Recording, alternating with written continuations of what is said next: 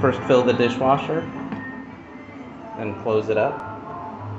Put a little bit of soap in there, in this little spot here. Just a tiny bit, probably fill it about less than a quarter. Remove the dish drainer up and just set it aside. Remove the little cap, set it aside. Grab the pitcher and fill the pitcher to this line that's near the top here. You'll do that about 3 times. You're going to pour it into here until this machine goes beep, beep, beep, beep, beep.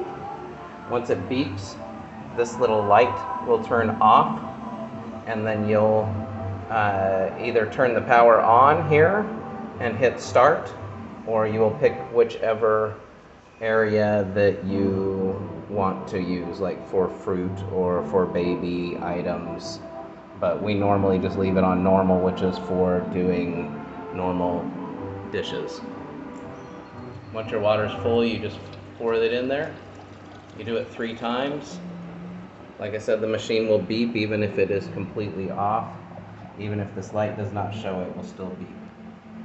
And then you just hit start and wash your dishes, and it'll take about 2 hours.